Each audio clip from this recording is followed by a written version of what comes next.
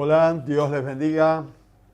Aquí estamos nuevamente con todos ustedes desde el barrio de La Boca, capital federal de Argentina, desde nuestros estudios de la calle Necochea, donde se encuentra nuestra iglesia, Necochea y Bransen.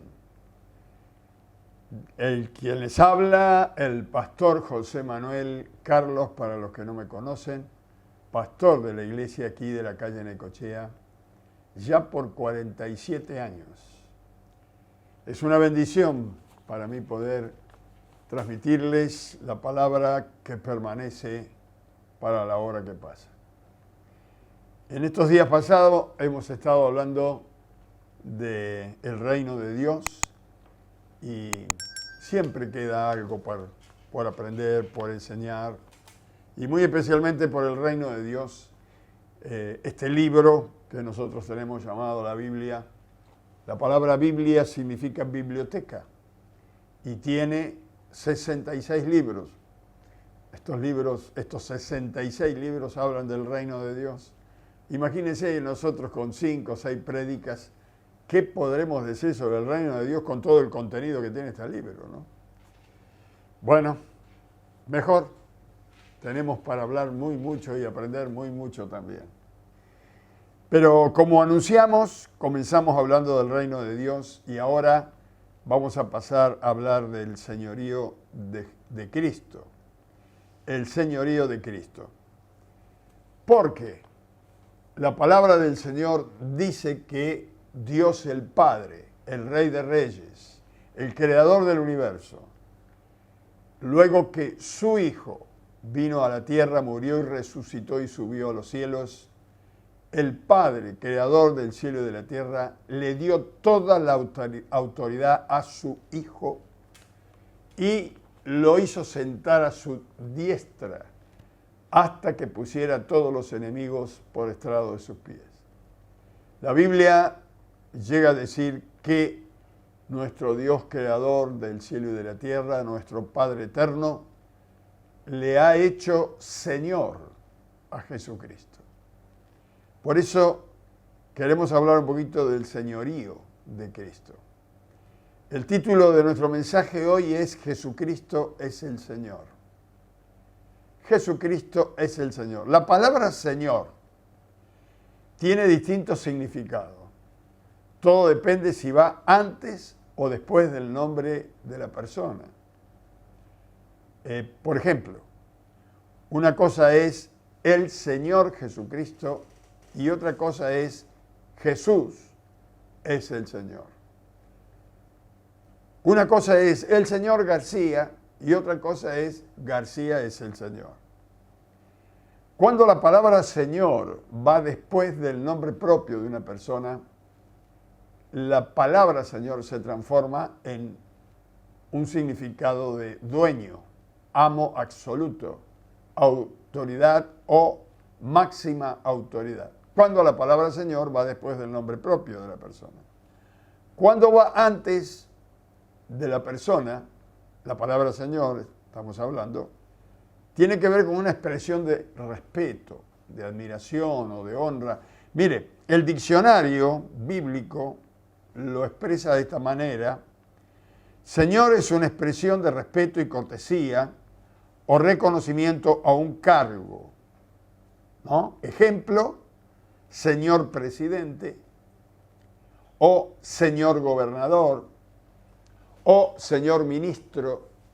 Cuando la palabra señor va delante del nombre propio de la persona, es un reconocimiento, una cortesía o un respeto hacia la otra persona. Pero el mismo diccionario bíblico dice que cuando la palabra Señor va después del nombre propio, significa dueño, amo absoluto, máxima autoridad. Es decir, en el Antiguo Testamento Jehová es el Señor. En el Nuevo Testamento Jesucristo es el Señor, por voluntad de su Padre. Estamos declarando que el Señor, que Jesús es el Señor, declaramos que Él es el dueño. Declaramos y proclamamos que Él es el amo. Por eso el salmista dice, si usted tiene Biblia me puede seguir, en el Salmo 145, versículo 13, Salmo 145, versículo 13, tu reino es reino de todos los siglos, dice el salmista, y tu señorío en todas las generaciones. Él gobierna desde la eternidad hasta la eternidad. Él es el dueño de toda la creación, antes, durante y después que el hombre pase por este mundo. Nosotros tenemos un antes, un después, un durante, pero Dios es eterno. Él es el gran yo soy. Él vive en un eterno presente. Ahora, ¿por qué dice que Jesús es el Señor, es el dueño, si Él, digamos, por derecho de creación, el dueño tendría que ser el Padre? Aunque la Biblia dice que el Padre, el Hijo y el Espíritu Santo uno son. Ahora, vamos a ir a la palabra del Señor para ver que Pedro lo declara a esto del señorío de Cristo y Pablo lo confirma. Es decir, Pedro lo proclama y Pablo lo confirma con sus enseñanzas. Los dos apóstoles. Miremos primero la declaración de Pedro en el libro de los Hechos, capítulo 2, versículo 36. Este fue el primer discurso de Pentecostés. Hasta aquí Pedro era un miedoso, un arrebatado, un orgulloso, pero cuando el Espíritu Santo entró en su vida, acá hay otro Pedro. Se le fue el temor, se le fue el orgullo y hablaba con la autoridad de Dios, ¿no? Dice en el libro de los Hechos, capítulo 2, versículo 36, a todos los judíos que estaban allí y que hacía muy poco que habían estado en la crucifixión de Cristo. Dice, sepa pues ciertísimamente toda la casa de Israel, que a este Jesús a quien vosotros crucificasteis, Dios le ha hecho Señor y Cristo. Dios le ha dado el señorío y Él es el Cristo. La palabra Cristo significa ungido, el ungido, o el enviado de Dios, o el Mesías. Es la parte divina de Jesús. Jesús significa Salvador. Por eso Jesús tiene un nombre compuesto, Jesucristo. Jesús, el nombre del hombre, Cristo, el nombre de Dios, del ungido, del Mesías. Ahora, Dios el Padre a este Cristo que ustedes crucificaron, dice Pedro, Dios lo ha hecho dueño absoluto, lo ha hecho Señor de todo y de todos. Impresionante. Así que cuando Pedro termina de dar esta expresión, esta declaración, el pueblo clamó y dijo, ¿qué haremos? Hemos matado al ungido de Dios. ¿Y qué podemos hacer, no? Pedro dice, vosotros lo crucificasteis y Dios lo ha hecho el dueño absoluto.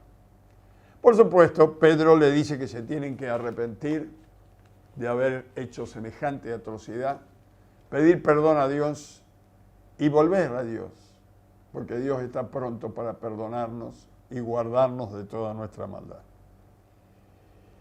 Ahora, volvemos a la declaración. Pedro declaró allí en el mensaje que Jesús ahora es el dueño absoluto. Vamos a ver lo que dice Pablo. Pablo en Romanos, capítulo 14, versículos 7 al 9, vamos a leerlo. Romanos, Nuevo Testamento, Romanos, capítulo 14, versículos 7 al 9, dice, porque ninguno de nosotros vive para sí, y ninguno muere para sí. Pues si vivimos, para el Señor vivimos. Y si morimos, para el Señor morimos. Así que sea que vivamos o que muramos, del Señor somos. Porque Cristo para esto murió y resucitó y volvió a vivir para ser Señor, el dueño, así de los muertos como de los que viven. Está bien claro lo que está ahora confirmando el apóstol Pablo. Para esto, dice, Jesús murió, resucitó y subió al cielo. Para ser el dueño y amo absoluto de todo y de todos. Ahora Pablo va minuciosamente hablando. Mire como lo dice acá, ninguno de nosotros vive o muere para sí. Es decir, si yo vivo, no vivo para mí. Y si muero, tampoco muero para mí. Si vivimos, para el Señor vivimos, dice. Y si morimos, para el Señor morimos. Sea que muramos o vivamos, del Señor somos. Está bien claro. Porque Cristo para esto murió y resucitó y volvió a vivir para ser Señor, dueño absoluto, así de los muertos como de los que viven. Al entender esta palabra que Pablo está declarando aquí, inspirada por el Espíritu Santo, hay tres posiciones en las mentes de los seres humanos. Hay tres ideas diferentes.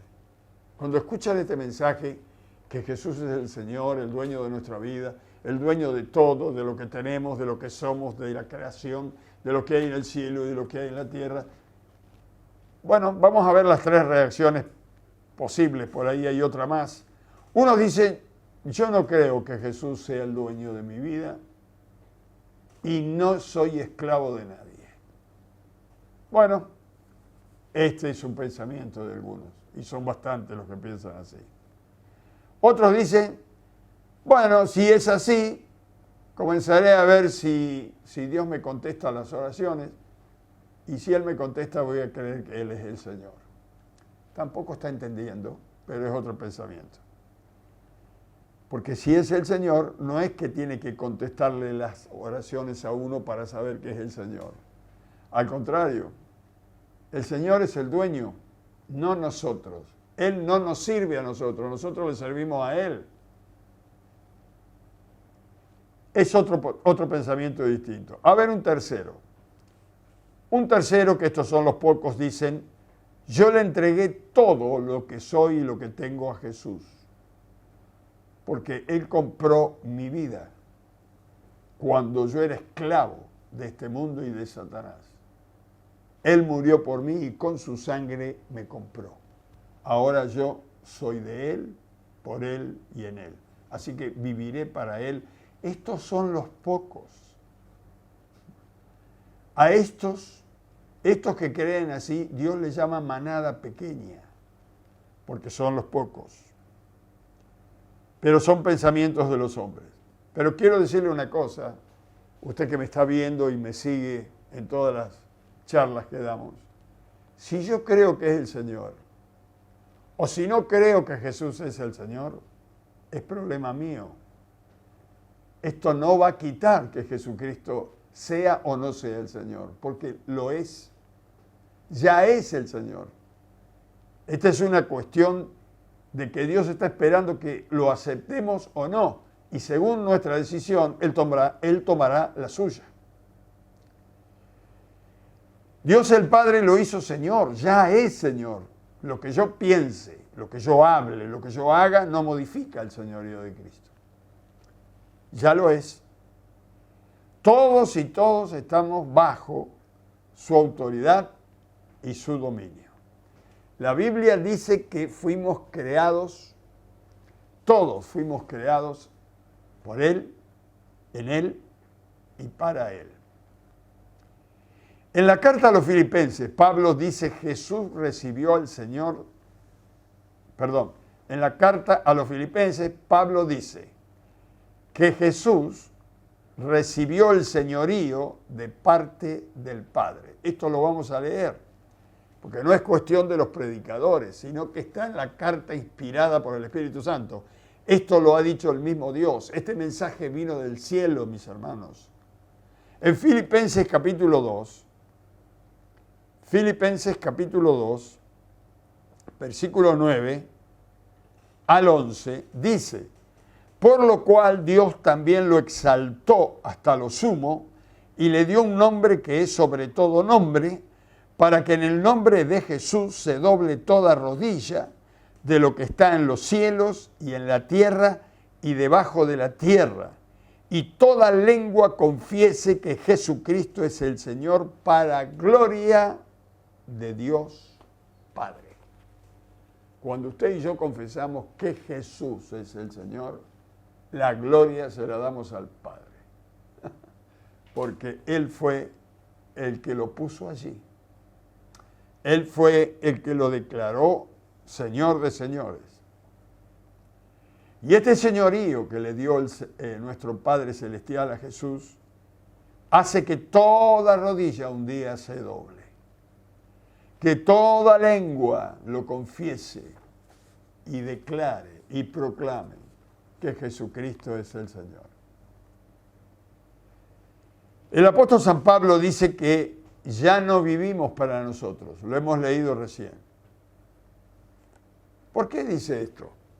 Porque hay un montón de discrepancia, pareciera que nosotros somos los que decidimos cómo vivir, qué hacer, qué es lo que pertenece a Dios, qué es lo que no pertenece. Nosotros no tenemos que estar pensando que somos los que decidimos. Dios decidió todo, está escrito, esta es su voluntad, está en la Biblia y nosotros tenemos que obedecer porque Él es el Señor.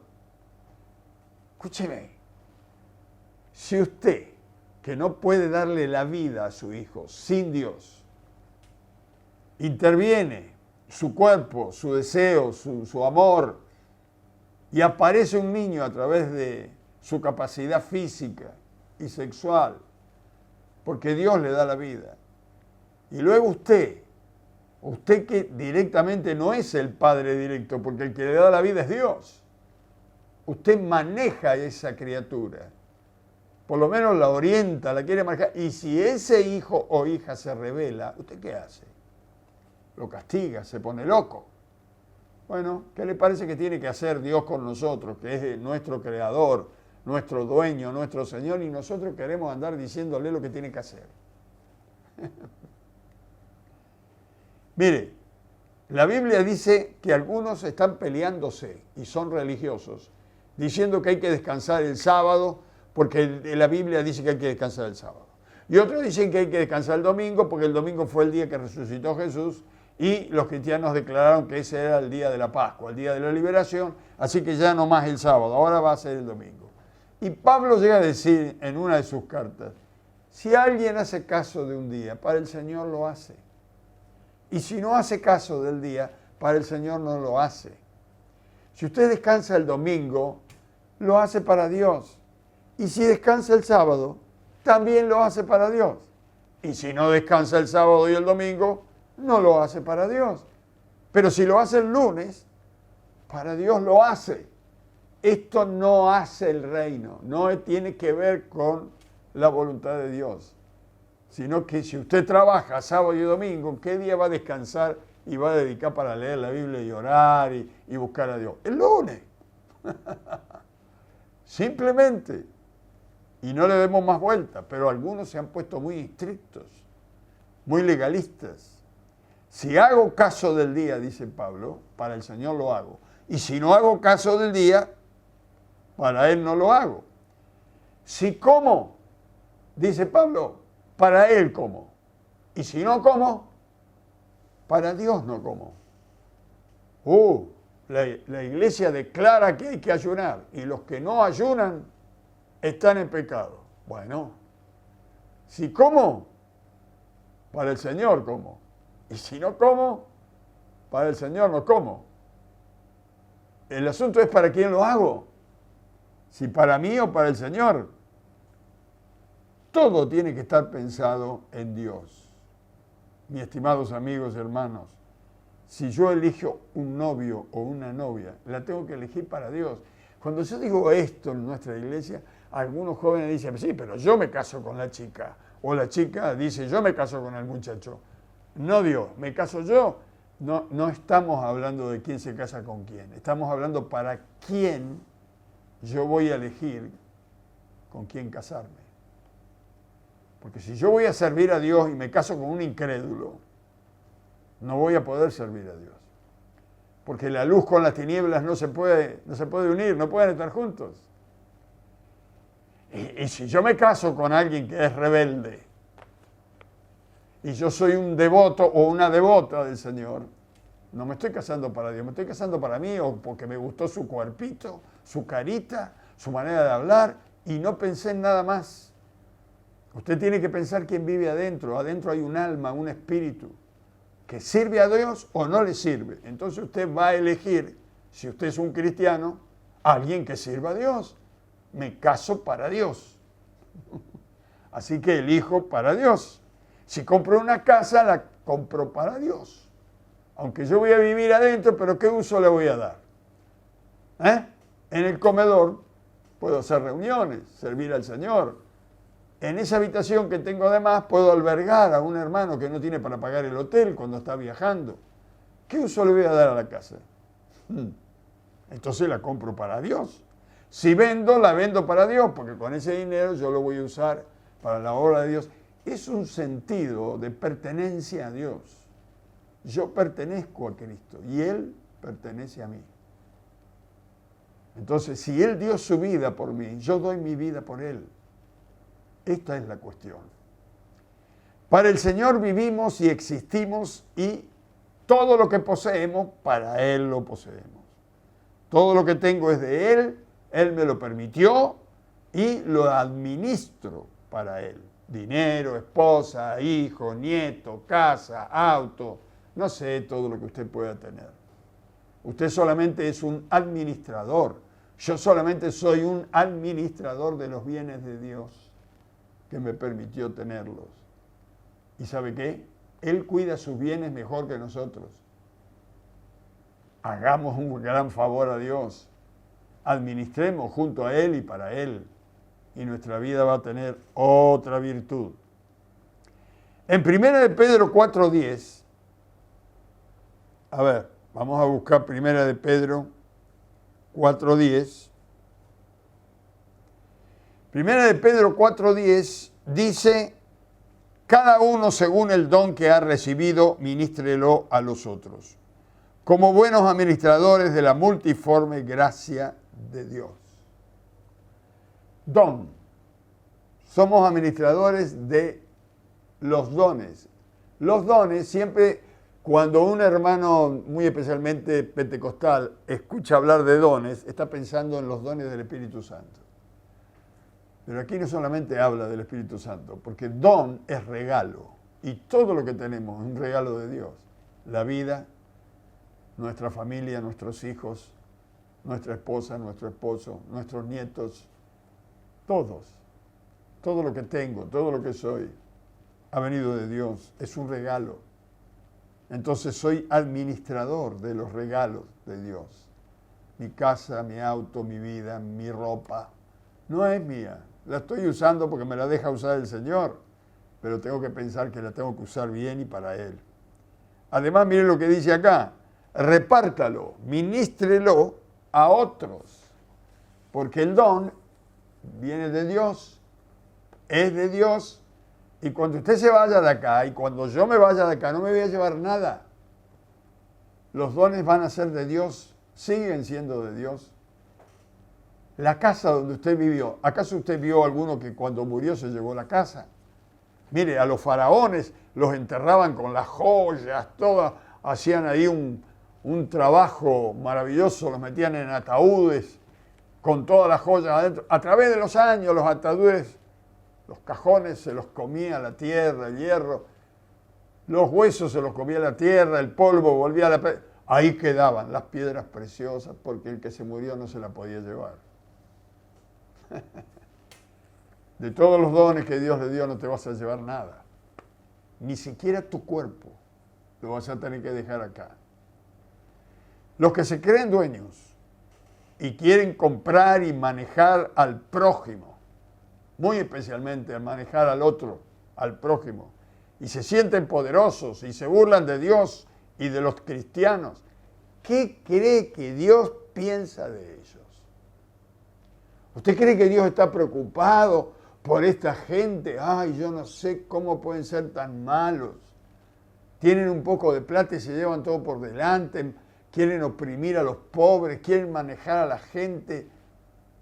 Se larga a llorar, Dios agarra la cabeza. Mire, yo le voy a mostrar lo que hace Dios. Busque Salmos, el libro de los Salmos. No sé si alguna vez leyó que Dios se ríe. Bueno, acá va a encontrar que Dios se ríe.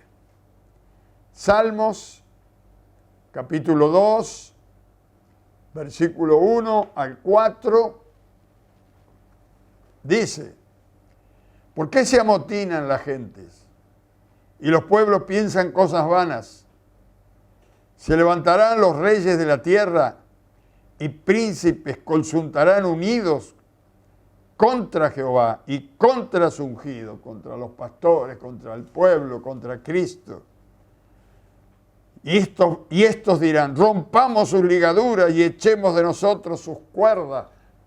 ¿Qué quiere decir? Nos quieren meter dentro, que dicen que somos de Dios, que librémonos de estas ataduras. Dice el versículo 4, el que mora en los cielos se reirá. El Señor se burlará de ellos. Y si usted va al versículo 9, dice, los quebrantará con vara de hierro, con vasija de alfarero los desmenuzará. No va a ser polvo. Tanto barullo, tanto reírse, tanto oprimir a la gente. Dios se ríe porque ve que llega el día. Estos poderosos que se ríen de Dios, que se ríen de la palabra de Dios, que se ríen de usted, que se burlan porque ellos se sienten bien y tienen plata. Un día entra un bichito que no lo puede ver y lo mata. Y cuando su alma y su espíritu sale del cuerpo, va directito al infierno. Por eso Dios se ríe, porque no ha creído a su verdad. La única verdad es la palabra de Dios. No es que hay dos verdades, hay una verdad. Jesús dijo, conoceréis la verdad, y la verdad os hará libres. Pero mire las cosas que hace con estos Dios. Dice, primero se ríe, después se burla de ellos, después los turba, después los quebranta y por último los desmenuza, quedan hecho polvo. Pero a los que reconocen y se sujetan al señorío de Cristo, esto está en el mismo Salmo, el Señor le dará naciones y le servirán bienaventurados los que en Él confían, porque están creyendo a la verdad. Y la única verdad es la realidad. La realidad es que Dios es Señor y que nadie puede cambiar el señorío de Cristo. Termino con una frase de aquel famoso hombre llamado Pilato que se lavó las manos y antes de que hiciera este acto de lavarse las manos salió delante del pueblo e hizo esta pregunta: ¿qué pues haré de Jesús llamado el Cristo? ¿Qué quieren que haga con Jesús? Y la turba, dice la Biblia, dijo, crucifícale, crucifícale. Fíjese, está bien, Jesús vino para morir. Y no es que lo crucificaron porque la turba gritó que lo crucifiquen y porque Pilato tenía la autoridad de crucificarlo. Jesús le dijo a Pilato, ninguna autoridad tendría si no te fuera dada de arriba. Por lo menos para conmigo no tendrías autoridad. Pero el que me envió a esta tierra también me entregó a ti, porque va a ser la voluntad. La voluntad de Dios es que Cristo muriera y pagara el precio, por ti y por mí. Por eso Jesús dice, por eso me ama el Padre, porque yo pongo mi vida y la vuelvo a tomar. Ese es el amor de Dios, que muchos no pueden entender. Ahora Pilato, al no poder encontrar nada para acusarle y mandarle a la cruz, dice, ¿qué quieren que haga? A ver, díganme ustedes, porque yo ningún pecado, ningún error puedo ver en este hombre. Y la turba gritó, crucifícale. Y luego dijo, ¿y con Barrabás qué hacemos? Libértalo, porque cada Pascua libertaban a un preso. Así que el mundo sigue igual. Sueltan a los presos y meten dentro de las cárceles a los inocentes. No cambia. Se abrazan con los malvivientes, se abrazan con los que hacen cosas feas, planean y se justifican y viven en pecado con los pecadores y rechazan el amor de Dios, que es a través de Cristo. Ahora, si tú eres un hijo o una hija de Dios, si tú eres creyente y estás entendiendo lo que estoy diciendo, te hago la misma pregunta o similar. ¿Qué vas a hacer con Jesús, el llamado el Cristo? ¿Qué vas a hacer con Jesucristo al cual el Padre lo hizo Señor? ¿Lo vas a rechazar? ¿Lo vas a olvidar? ¿O vas a entregar tu vida a Él para que Él pueda bendecirte, guardarte, prosperarte? Porque el Señor Jesús es el Señor de señores, el príncipe de paz, el león de Judá, la raíz de David, el rey de reyes. Cuando Jesús termina la oración modelo que nos enseña en el Padre Nuestro, Él termina con 3 elogios o alabanzas al Padre. Los religiosos nos han enseñado la oración modelo sin terminarla, como está en el Evangelio de San Lucas. Cuando nosotros oramos el Padre Nuestro, terminamos más líbranos del mal. Amén. Jesús no lo terminó así. Jesús dijo, más líbranos del mal, y luego dijo, porque tuyo es el reino. Tuyo es el poder y tuya es la gloria. La palabra reino, como hemos dicho en estos días, es gobierno. Porque tuyo es el gobierno. Porque tuyo es el poder. No hay otro poder, ni siquiera la bomba atómica tiene tanto poder como el poder de Dios que puede destruir el mundo al mover un dedo. Tuyo es el reino, tuyo es el poder y tuya es la gloria.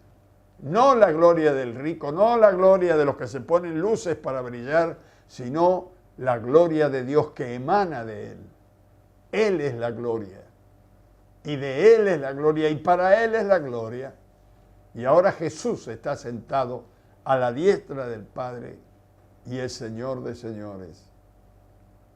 Y ahora podemos decir de Él como Él dijo del Padre, porque tuyo es el reino, tuyo es el poder y tuya es la gloria. ¿Quiere usted decirle al Señor que sea el dueño de su vida? Lo único que tiene que hacer es orar conmigo. Lo puede hacer si usted está solito en casa o tal vez está con la familia y la familia toda quieren entregar su vida al Señor. Ya sea porque lo desean o porque están con un problema muy grande y están tratando de buscar una solución y no la encuentran y dice, esta no será la solución. Claro que es la solución. La solución es Jesús, porque Él es el dueño de todo. Pero no hará nada si usted no rinde su vida a Él, si usted no cree en Él, porque Dios responde a la fe, no a la necesidad. Mire que hay necesidad en el mundo, pero siguen en la necesidad porque rechazan a Dios. Pero los que le recibimos, nos dio la potestad de ser llamados hijos de Dios. Repita conmigo esta oración, vamos a hablar con el Padre que está en el trono. Ore conmigo. Padre eterno, en este momento vengo a ti. Quiero que seas el Señor de mi vida. Quiero que Cristo sea el dueño de todo mi ser, mis pensamientos, mis sentimientos, mi voluntad. Entra en mí, Señor, y límpiame de todos mis errores. Límpiame de toda mi maldad. Perdóname. Perdona mis rebeliones, mi ignorancia porque no conozco nada de ti. Y ayúdame. Tómame de la mano. Quiero caminar contigo desde ahora y para siempre. Te lo pido en el nombre de Jesús. Y te doy gracias porque yo sé que tú siempre me oyes. Amén, amén y amén. Si lo ha hecho con fe, bienvenido al reino de Dios. Bienvenido al señorío de Jesús. Entre en su habitación después de ver este programa, busque la soledad con Dios, cierre tras de sí la puerta, hable con Dios, abra su corazón a Cristo y el Dios que ve en lo secreto lo recompensará en público. Usted lo verá. Recuerde que estamos por este mismo canal los miércoles y los domingos a las 9 de la noche para traerle la palabra que permanece para la hora que pasa. Dios le bendiga y le esperamos. Y a todos los hermanos, colegas, amigos, iglesias que nos han visto y que nos ven, pido que Dios los bendiga, los llene de gozo y sobre todo que a través del Espíritu Santo pueda el Señor encauzarnos en su voluntad para que podamos aceptar y rendirnos al señorío de Cristo. Lo pedimos todo en el nombre glorioso de Jesús. Amén, amén y amén. Dios le bendiga, queridos hermanos y amigos.